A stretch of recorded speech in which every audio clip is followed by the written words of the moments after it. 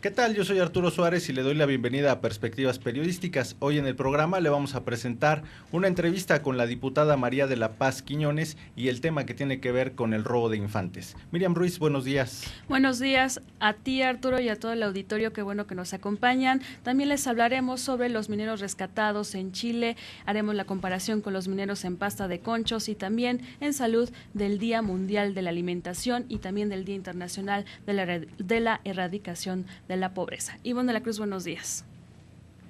¿Qué tal, Miriam, Arturo? Muy buenos días al auditorio. Nuevamente, el diputado Julio César Godoy Toscano llama la atención después de la revelación de una serie de grabaciones supuestamente que tuvo con un narcotraficante, La Tuta. Comenzamos.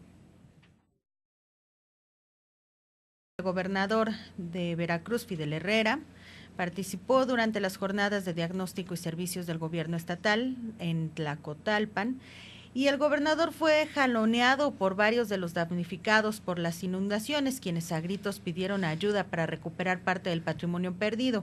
Recordemos que el gobernador estuvo hablando fuerte al respecto de que se necesitaba dinero de parte de los recursos del Fondem para ayudar a estas personas. Fue muy avalado por parte de las personas, pero fue sorprendido con estos jaloneos porque el gobernador dice, bueno, estas personas, habitantes de Tlacotalpan, no tienen llenadera. Esa fue la forma en que él respondió a estas exigencias de los habitantes veracruzanos.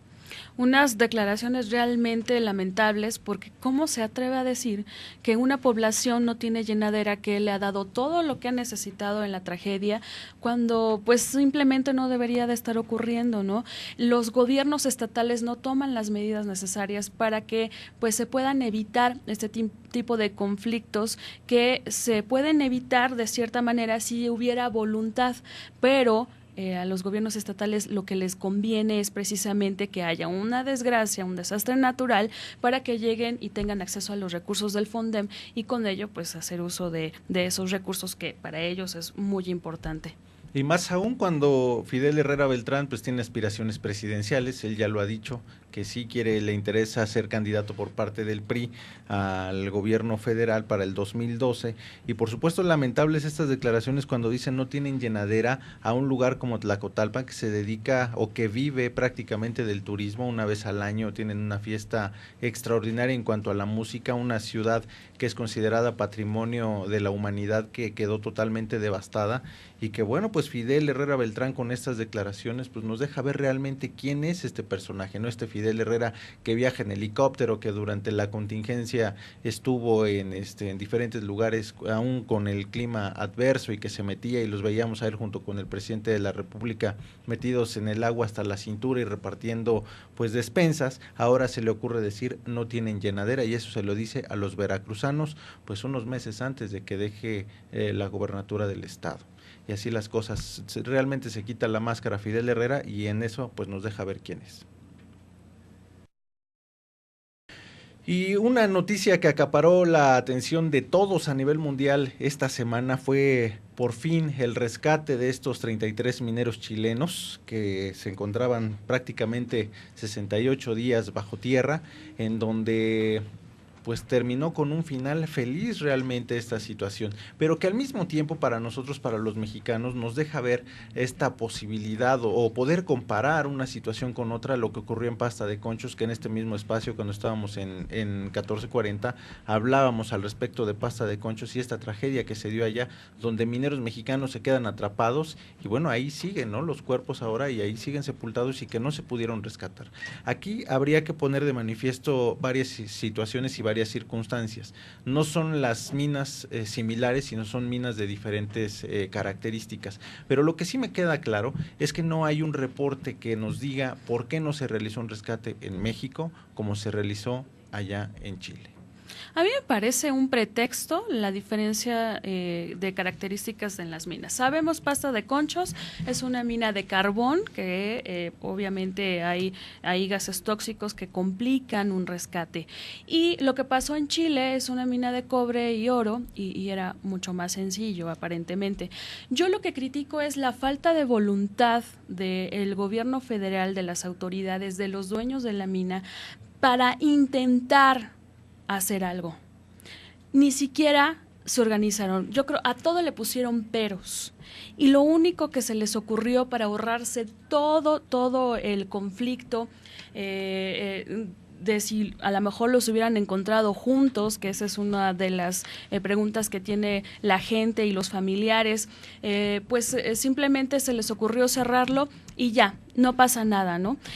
Van a dejar pasar algunos años para que se nos olvide y después probablemente la vuelvan a abrir. Eso es lo que daña. Los familiares, las esposas están realmente angustiadas pese a que ha pasado algunos años y siguen con la lucha porque quieren que se rescaten los cuerpos. Ni siquiera hubo la intención de hacerlo jamás. Yo creo que las diferencias entre las minas existen. Eso no puedes catalogarlo como un pretexto. Existen las diferencias. Me parece que es importante que pongamos atención ahí, pero también el hecho de que las autoridades mexicanas efectivamente no tenían una voluntad o un interés para querer salvar a las personas. Y esto tiene que ver también porque no hay una verdadera preparación y hay toda una cultura detrás de los mineros, de la industria minera, donde se sabe que si participas en esta actividad vas a quedar, en el momento en que haya un derrumbe, vas a quedar totalmente desamparado. Lo que ocurre en Chile marca un antecedente y a partir de esto, cualquier incidente, accidente o lo que sea que ocurra dentro del mundo minero va a tener esa marca donde se va a decir, bueno, se puede lograr que se salven las vidas. A partir de esto es donde me parece que tenemos que poner los ojos. Yo considero, desde mi punto de vista muy particular, que el hecho de que ahorita las autoridades mexicanas quieran invertir en sacar a los cuerpos, si es que los encuentran, me parece que pues ya sería como que despilfarrar dinero en algo que no creo que tenga sentido.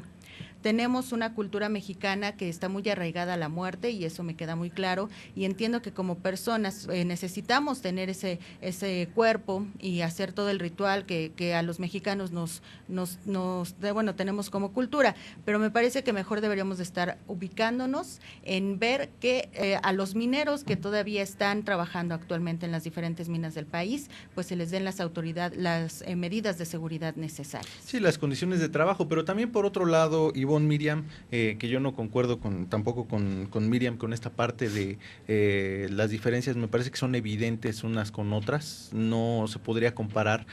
Lo que me parece que no queda claro y no le queda claro a la opinión pública, por lo menos incluyéndome a mí también, es que no hay un reporte oficial que nos diga bien a bien, un reporte científico, de lo cual hemos platicado algunas veces, que nos diga por qué no se pudo hacer ese rescate. Yo creo que con eso se hubiera evitado toda esta polémica que se vuelve a levantar cuando sale el primer minero y que continúa y que tiene que ver con un secretario del Trabajo que ha prácticamente golpeado a los mineros en muchos sentidos, pero también por el otro lado la parte política donde el líder minero todos sabemos que está protegido en Canadá y en donde los trabajadores al fin y al cabo pues es lo que menos les interesa. Entonces esta historia de éxito real nos pone de manifiesto que uno, hubo voluntad política en Chile para poder hacerlo y dos, que se asesoraron, que permitieron la ayuda y aquí no permitieron ninguna ayuda, ¿no? Aquí simplemente se dijo, no se puede, no vamos a entrar porque hay gases tóxicos, puede provocarse una explosión y ahí lo dejaron. Por eso es lo que estoy criticando, yo no estoy diciendo que es más complicado, es más fácil en una o en otra, yo sé que una mina de carbón es realmente difícil, lo que estoy criticando es eso, que no hubo voluntad ni de los empresarios, ni del sindicato, ni de nadie para intentar siquiera asesorarse con expertos para que se hubiera podido hacer algo. Y yo tampoco estoy de acuerdo, yo creo que es una inversión buena, no es un despilfarro sacar a los cuerpos, porque es algo que le deben a las familias. Si los encuentran, porque claro, seguramente con los estudios que sí se han presentado, que tiene que ver con los químicos y la descomposición de los cuerpos, las características indican que ya no van a encontrar cuerpos. ¿Para qué invierte una empresa que no quiso invertir en rescatar vidas? ¿Para qué va a invertir o en qué sentido le va a interesar invertir en eso? Pues no lo va a hacer, no le interesa. Tenemos a las minas que están en Lázaro Cárdenas, que están en huelga. Tenemos Cananea que están en huelga. Deben de invertir mejor en que esos mineros tengan un buen sueldo, en que esos mineros tengan las condiciones de trabajo adecuadas. Estoy de acuerdo. Deben de acuerdo. mirar hacia ese lado. Me parece, insisto, en que es una cuestión de intereses y me parece que otro de los puntos que se tienen que rescatar en lo que ocurrió en Chile es que a partir de ahí ahí se va a tener una vida de los mineros diferentes, o se debería. Y por otro lado, pues todo la carga de publicidad, que aun cuando es un evento espectacular a nivel internacional, la publicidad que estuvo presente para favorecer al presidente, pero también a marcas como Nike, por ejemplo.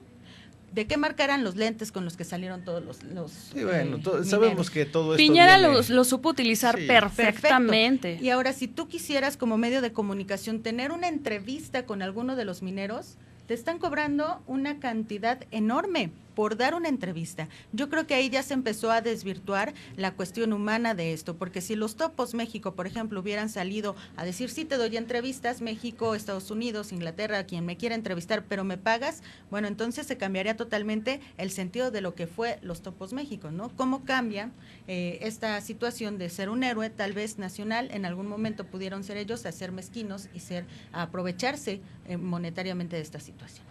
Bueno, pues ahí dejamos esta situación de los mineros chilenos, perdón, y pasamos a las cuestiones políticas en el país, Ivonne, Miriam, en donde pues esta semana nuevamente Julio César Godoy Toscano pues da la nota ahí en la Cámara de Diputados, que se ha convertido en su refugio, que se ha convertido en este lugar de donde no lo pueden sacar y donde no lo pueden tocar, simple y sencillamente porque tiene un fuero. Pero también esta semana se dan a conocer pues algunas grabaciones que lo vinculan realmente con el narcotráfico al señor, o en apariencia parece que tiene una relación real con el narcotráfico, que lo pondría en una posición nada cómoda, y parecería que esto del michoacanazo pues es nada en comparación con esto, y entonces también desvirtúa toda la investigación del michoacanazo, y detuvieron a no me acuerdo cuántas personas ahí, pero que es el efectivo, por decirlo así, no lo pueden tocar, no lo pueden tocar en este momento. Sí, vamos a recordar las palabras que dio y que a todos los medios de comunicación cuando tomó protesta, en donde hablaba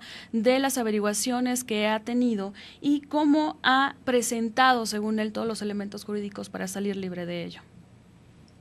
Quiero decirte que no es una averiguación, ya han sido 5 averiguaciones previas que consignó la PGR. Pues es la voz de el ahora diputado Julio César Godoy Toscano hablando sobre su situación jurídica. También durante esta semana, y ahí viene la polémica del caso, se presentó una grabación en donde se puede escuchar la voz de Julio César Godoy Toscano y la tuta, una grabación que supuestamente estaba en manos de la PGR y que todavía se está preguntando, bueno, quién fue quien reveló esta grabación y con qué sentido. Vamos a escuchar lo que presentaron en este informativo de Carlos Pijo.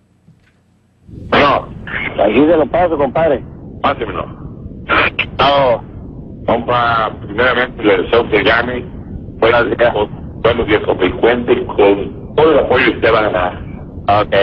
Muy discretamente, porque lo cual le pidió por abajo toda la gente para usted, todo el mundo para usted. Está bien, compa. Sin amenazar a ningún culero de los otros partidos. Usted me dice que sea cuál es.